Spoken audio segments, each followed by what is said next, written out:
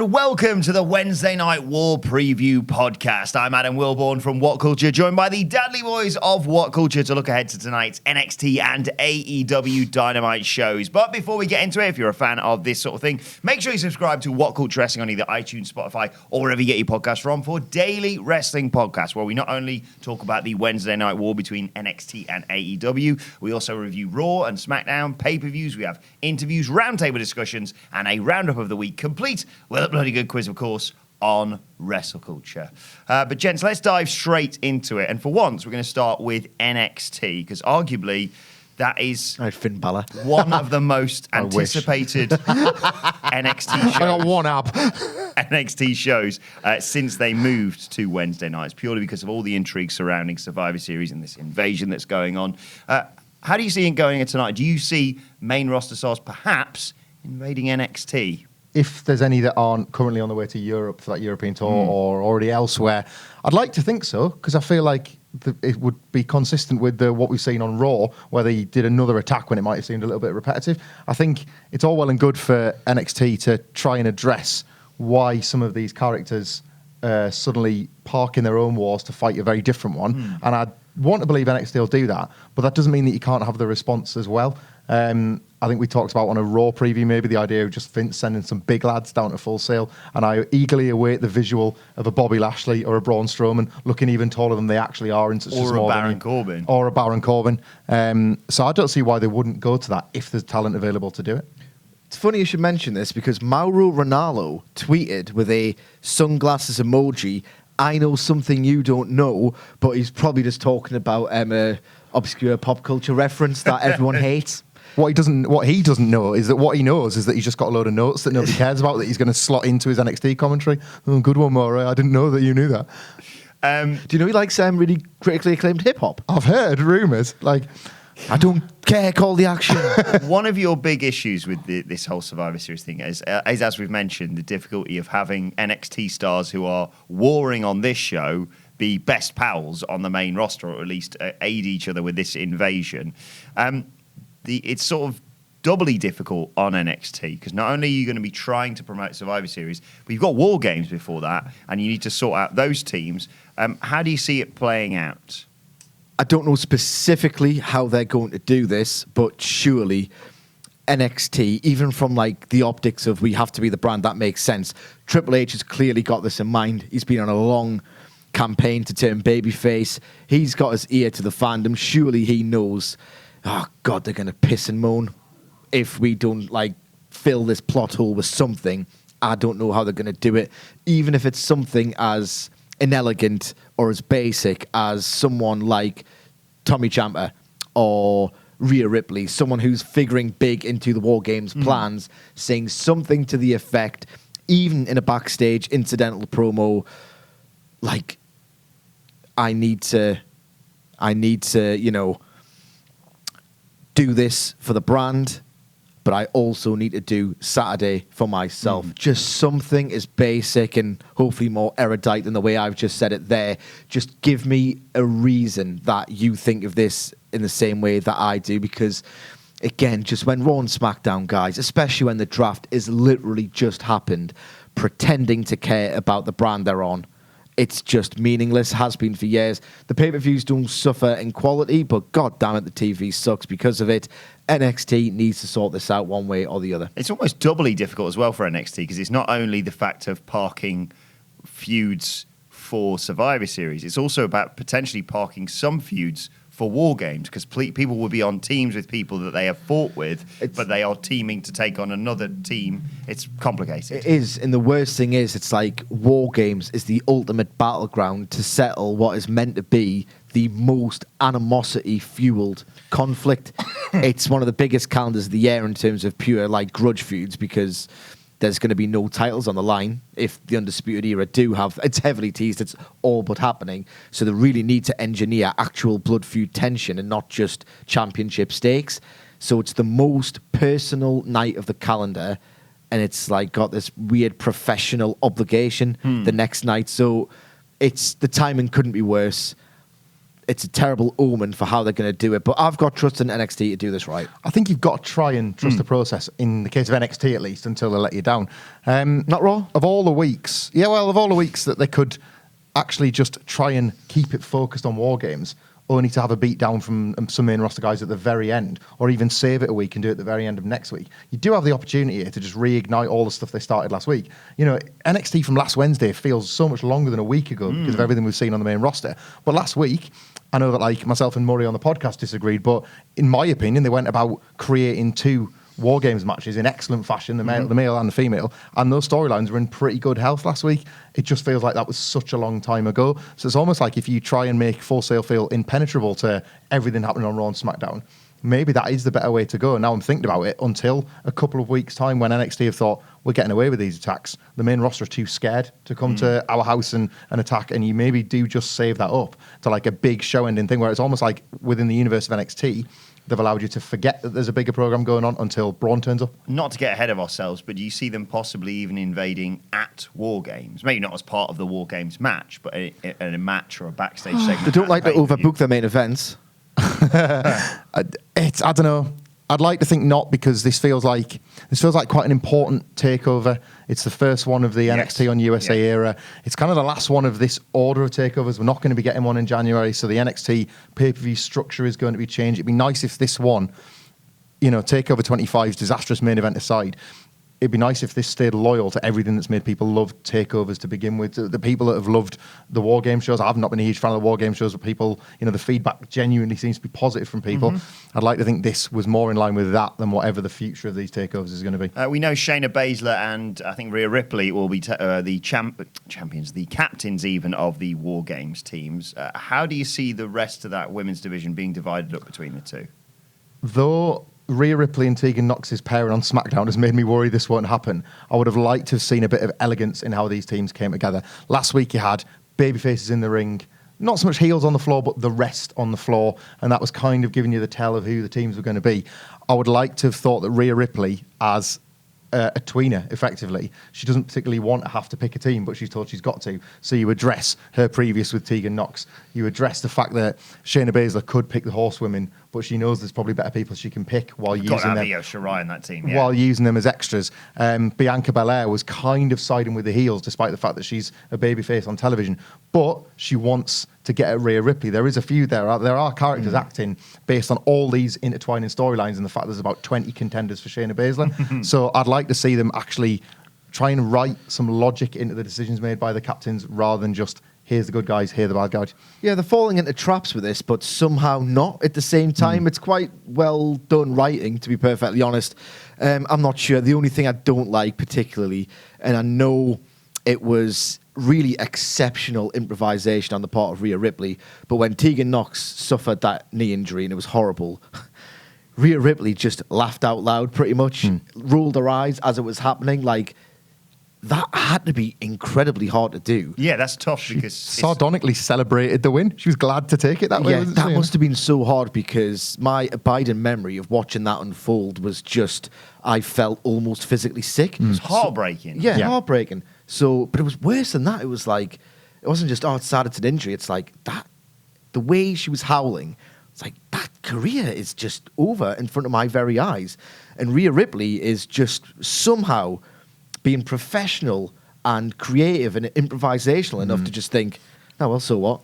It's surreal to think you're saying, be professional and laugh at a fellow professional's banter her injury. off. That's just wrestling that's but I was sticking just sticking so impressed on rewatch. At the time, I had no other emotion other than, Jesus Christ, please be okay.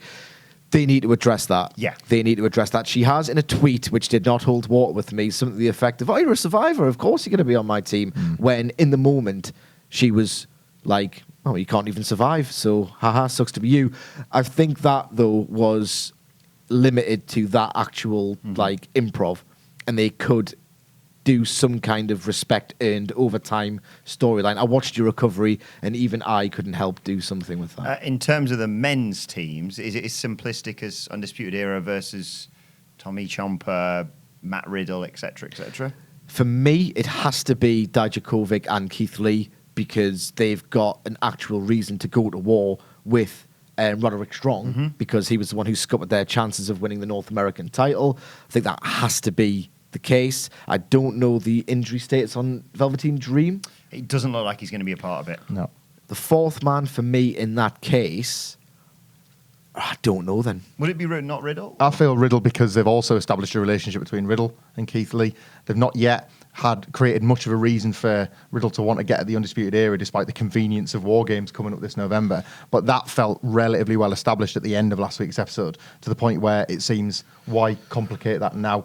And more's the point, I can't think of a bigger star babyface on that roster that would fit that match. Riddle's kind of had to work his way back into contention, hasn't he? It felt like almost he was getting punishment booked for 6 months or so on NXT. And what was his last TakeOver contribution? A brief brawl with Killian Dane. Like, it's time to get him back into something that matters. True. This is where the reactive booking initially, when they were head to head with AEW's, potentially biting them on the arse for my personal investment, because realistically, Adam Cole beat him clean in the middle. He's got no real cause. As a babyface who realistically should be taking these losses, like, right, okay, I just need to train harder, fight harder. I've been watching way too much New Japan Pro Wrestling over the years to apply this kind of mentality to NXT. But yeah, they need to do an angle to drive home the reason why he should be doing this, not just I get high with Keith Lee in full sales. In the interest of balance, because I think I'm normally, safe to say, I'm the higher one on this product.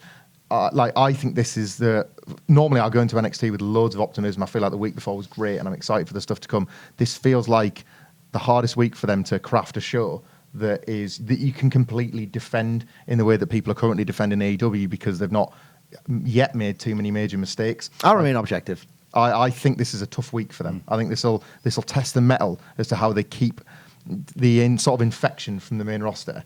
The booking style, I say, more than the wrestlers themselves, like from kind of like breathing through NXT. I'd like to see them defeat that. It's 7/8 of a nigh on perfect match, though. This, Yeah. like, it really is, realistically is, where the whole champ has got the ultimate motivation to go against Adam Cole. I wouldn't describe Keith Lee and Dijakovic as the ultimate inspiration, but it's a great one. In the idea of Keith Lee and Dijakovic in that particular match is as terrifying as it is awesome. I just need the Riddle thing just to be tweaked, and it's not hard for them to do. They're really good at functional, logical builds, so I expect that to be addressed well tonight. Finally, very quickly, there is a rematch tonight between Pete Dunne and Damian Priest. How would you book that? Is that what Pete Dunne does? Like, I was really pleased that Damian Priest went over him, to be honest. This is disappointing for me that, like, they actually took a chance on Damian Priest beating him. Yeah, he hit him in the dick or whatever, but, like, that was a big win for him, and I didn't want to see this rematch so soon. I would have liked to have seen Damian Priest advance.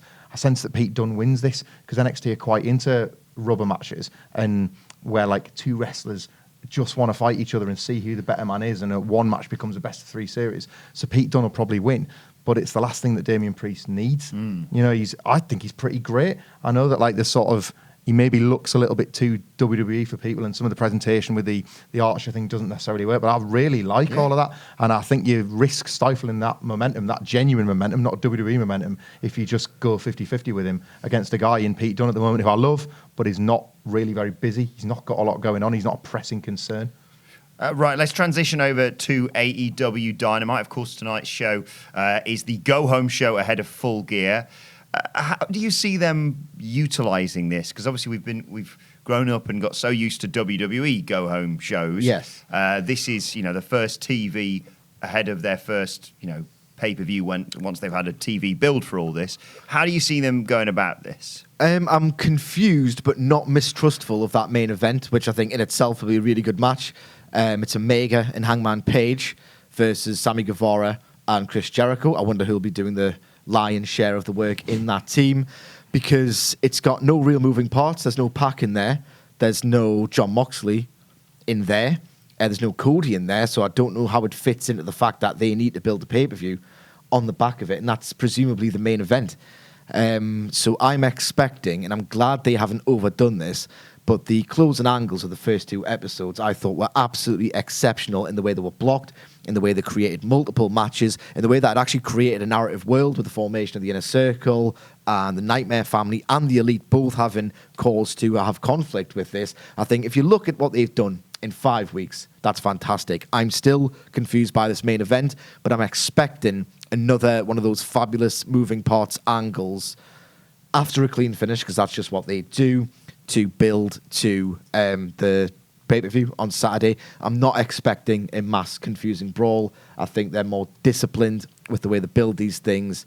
Let's just see how it plays out. But it's a weird main event for me, this. John Moxley to make an appearance, perhaps? He's advertised to. He's advertised to, and I seem to recall the last time he was advertised like this, he ran in and put Omega through a glass table. So they could not repeat that exact spot, but do something like that again. It doesn't have to be John Moxley's here for a promo, John Moxley's here for a squash. It's just that he's at large, he's a threat, and that's more fun. Got a brass high vibe when you said that. He's the type of character, two bumps in the snow. Like, he's the type of character to just like make people feel on edge, especially the people. He's unsanctioned. Especially the people he's feuding with right now. You know, I hope he doesn't walk out of an office door to start the show. I just want to know that he's in the building, not be told it by the voice of Tony Khan.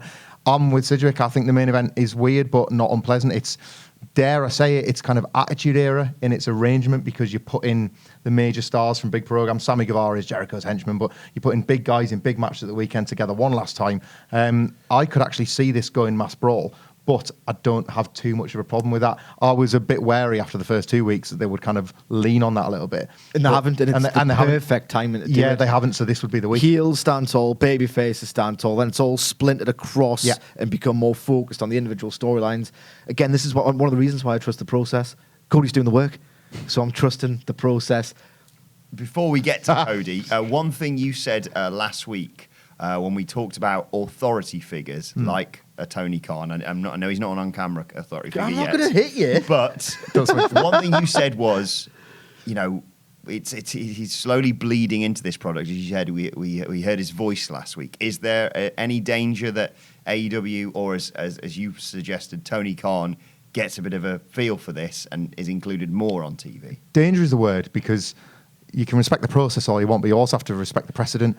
Every time people do this, they get the thirst and they want more of it. There's a legacy with Big Daddy Dusty. Like, he booked himself too. He got so excited being the booker, he wanted to feature more. Cody and Jeff Jarrett and Triple H, I'm not going to get into all that now, but there are countless examples. Cody is the guy they pathetically aspired to be. Do you know what? You need to make that distinction, because it's going to affect your credibility one of these days. I'm not going to...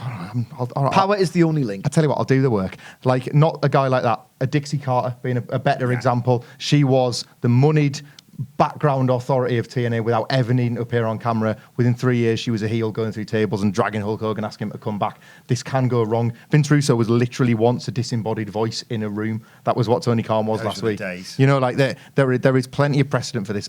However, I don't think he will appear this week. He doesn't need Sid Shaw or Marouk from the KPA to protect him. He won't be on television this week. He'll just stand back. I do think he'll get used from time to time, and because it's just time to time, you can defend it. There is an argument that Sidgwick's put across to me quite eloquently about how this can make sense within the universe of AEW, and I think as long as it's infrequent, it's probably all right. Yeah, if they use him as a sporadic presence with the kind of same awkward, he shouldn't be on here, but he's got the gravitas of a Jack Tunney, that would be perfect for me. It's the template, Jack Tunney, isn't it? He's the template. If you look 1 in 5, that's still too frequent for me. I did get the jitters, but every indication I've received from Tony Khan, I just think they wanted to give this one angle. You sounded like you were like you were just shut up! I'm still talking. A one-off. I've been on the phone. Shut up! A one-off tone of realism. He basically on the podcast with Wade Keller, I think it was, listed every single rotten trope with WWE TV and went, no, not doing that, not doing that, not doing that, not doing that. On Dynamite, we've not seen that, we've not seen that, we've not seen that, we've not seen that. If you match those two together, there's only one reconciliation break. Haven't said that in about 5 years. And realistically, it was that segment which still jittered me up ever so slightly. But I just think the blocking of it, I know you like to compare it to Russo, and it's very cute. And it's troubling. It is troubling. But I just think they made the extra effort knowing the optics of people going, oh, God, an authority figure. They recognised people don't want to see that. They put them behind the door. I just think they had their cake and eat it too. I will say this as well. In defence of something I said in the podcast last week, Murray actually showed me the footage in full, and I'd missed this. I was also concerned about the camera following, I was going to say Dean Ambrose there, the camera following John Moxley. Moxley pushed out his way at the end, so that wasn't an invisible camera. And it's a little touch like that I think is like really important. You can't understate how big that is. Yes. A camera was there because a clever cameraman thought there's footage to shoot here. That was like video journalism happening, and Moxley acknowledged that. And that is important. You put it over when it's there, because if he hadn't have done, why are we seeing this footage? And you can ask those questions, and you don't want to open those doors. What do you think we're going to get from Cody's big career announcement this week? Well, I don't know. Therefore, that in itself probably means it's a pretty good hook to get viewers. There's one or two things. I haven't come up with either of these. I think I've just seen them pouring over Squared Circle or wherever. One of which is, if he can't get the world title, that means that he doesn't feel himself worthy of being on the roster, and that's pretty much all he wants, and he could retire. It's a very WWE storyline, this. I mean, it's a pro wrestling storyline, but it's so difficult to separate the two. And I think it's a bit unfair given the work they've put in, but even I'm feeling it. If indeed this happens, it could potentially be a great way for MJF to kind of be his surrogate on TV, his replacement, whether that's antagonizing him into coming back and breaking his promise, and Cody perhaps thinking, I can't break the promise, but I really want to get at that little bastard who's completely betrayed our friendship. Or for one last babyface move to put himself over as the ultimate babyface, he could reassume the name of Cody Rhodes, which isn't my idea. I must hasten to add. I can't remember who it was. I never read the names. But that is potentially a link to the idea that the little cheap heat dig that Chris Jericho put in when he calls his dad was a jerk, maybe he could be fighting on behalf of his dad, dedicating the match to him, and with the ultimate dedication and a great babyface gesture. People love this kind of stuff from him, readopting the Rhodes name. I think they're both great shouts. The only other one I could think of is that he's actually watched the last 2 weeks of Dynamite and he wants a divorce. Other than that, I can't, all seriousness, Cody is good at this stuff in spite of how much it winds me up. And the Rhodes one in particular, I think, speaks to everything he's set up around that main event at Full Gear.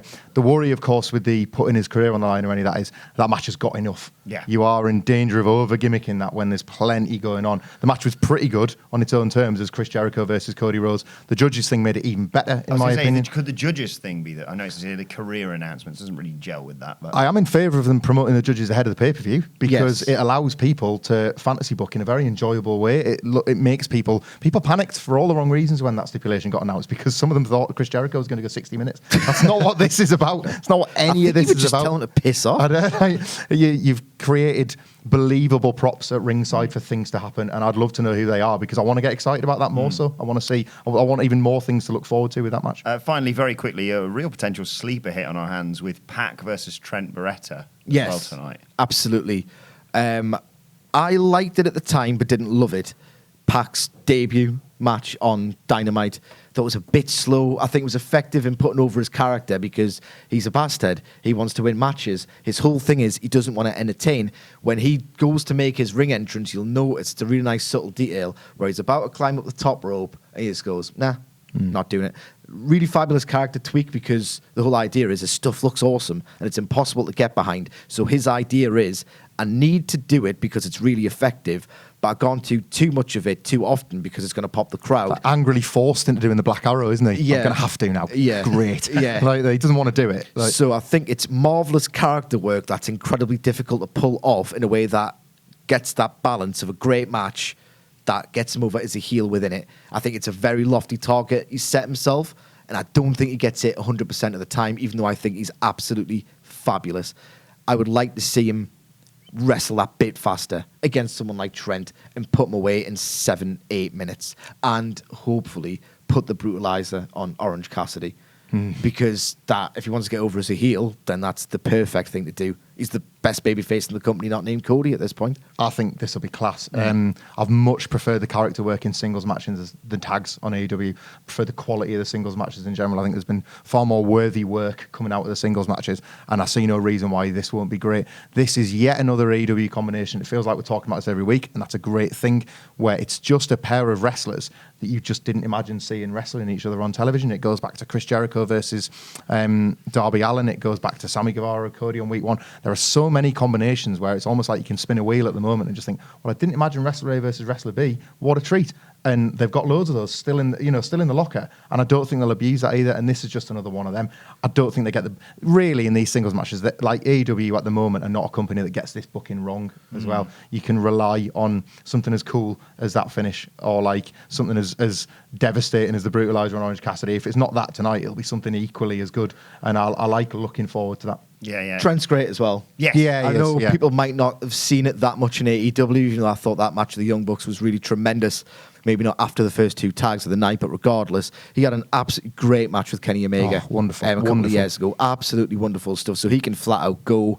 I'm really looking forward to it. Should be great. Yeah, 2 fantastic episodes of TV to look forward to tonight. Let us know your thoughts in the comment section below. And don't forget to like, share, and subscribe. And subscribe to What Culture Wrestling on either iTunes, Spotify, or wherever you get your podcasts from for daily wrestling podcasts. Plus, you can let us know your thoughts on Twitter at WhatCultureWWE. Watch there. Follow all 3 of us. You can follow Michael Hamflett at Michael Hamflett. Follow Michael Sidgwick at Sidgwick. Follow me at Adam Wilbourn. As I said, follow us all at WhatCultureWWE. This has been the Wednesday Night War preview. My thanks to the Dadley Boyz. Thank you for watching, and we will see you soon.